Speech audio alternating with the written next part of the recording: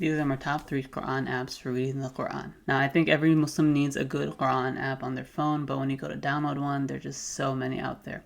So what I try to do is review nearly 50 of them and pick out the best ones and then categorize them based on why they're so great, whether it was for reading the Quran, listening to it, learning Arabic and Tafsir, which is the explanation of the Quran, or trying to memorize the Quran, or just overall comprehensive apps that have more than the Quran. They also have prayer times and a Qibla finder and du'as, etc. So let's get into the reading apps. Now, if you're just a beginner and you're trying to learn how to read the Quran, then I recommend these 2 apps.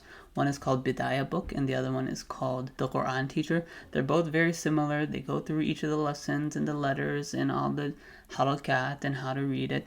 Of course, it's best to have a Quran teacher with you to guide you through this. But until you get one and until you're able to find one, these are great apps that will help you out to just get started and learn on your own. And these rankings are definitely going to be subjective because they're looking at what I value in a Quran app, and not everyone will have the same values. But I try to include apps that have the features that I know a lot of people like, and if it's not on this list, then I have a couple honorable mentions at the end. So number 3, we have Quran Explorer. So Quran Explorer is a great app. It's easy to use. It is free of cost. It is something that you guys told me that you guys use on a daily basis, and I can see why. It has the Nusk script, aka the Indo-Pak script.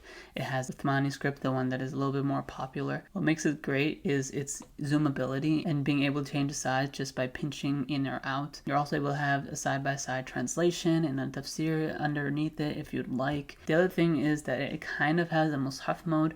Mushaf mode being that flipping back and forth through the pages, feeling through the Quran. This is more scrolling up and down. It doesn't really fill the screen, so that's why it's at my number 3 and not my number 1. But overall, still a great app. At number 2, we have Quran Majeed. Now, this is a very popular app, and for a lot of people, it's going to be their number 1. It is one of the comprehensive apps that I'm going to have in another video talking about all of its features, but its reading features were just so impressive that I had to put it on this list. To start off, it has the zoomability. It does have the Tajweed incorporated into it as well, which Quran Explorer did not. It has the Uthmani script, the Naskh script. It also has that kind of mushaf mode where you can scroll up and down and see how many pages you've read. So overall, a great app packed with many features. It does have ads because making apps isn't cheap, and so you can upgrade to the Pro version, which is only about $2 a month or $15 a year, or you can just pay $25 and have it for life. Now, I think Quran apps are a great place to invest your money, and if you had to pay for any app, I think this is the one to pay for. But that being said, because of all of its features, I just felt like the user interface was a bit cramped and kind of confusing and hard to find things, so that's why it wasn't at my number 1. My number 1 Quran app recommendation for reading is Al-Quran. Now, Al-Quran is amazing. It just blew my mind when I had downloaded it because I was looking at so many different apps, and then I came to this app and it had so many features, all for free. It has the Tajweed built into it. It has that real Quran feel of Mus'haf mode, which you can turn off and you can just have it side by side with the translation. You can also have the word by word translation underneath it. And if you click on a word, you're able to go deeper into the grammar into it and the root words into it. It has a whole separate Arabic dictionary. It has different themes. You can choose different qira'at. It's also very minimalistic and aesthetic and overall very easy feel to it.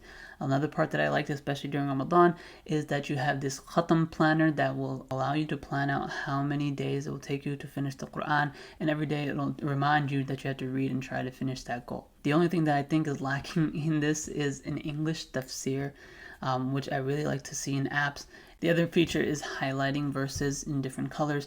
I usually use this when I'm trying to review on a different app because I'm able to see what mistakes I made and what kind of mistake it was. But overall, amazing app. It's free. Definitely try to help out the developers if you're able to financially. And then we have our honorable mentions.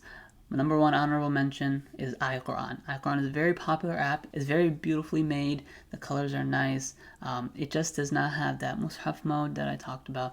It does have the Tajweed built into it. You can also do a word-by-word translation. And for a lot of people, this will be good enough and it'll be all that they need, and so that's why it's in our honorable mentions. It does have a one-time payment of $5 if you want to upgrade to the Pro version, which gives you more translations and gives you more bookmarks and more reading history. And the other honorable mention we have is Quran by Quran.com. Again, a very beautiful, simple, aesthetic app that I personally use when I'm reviewing because it has the ability to highlight in different colors.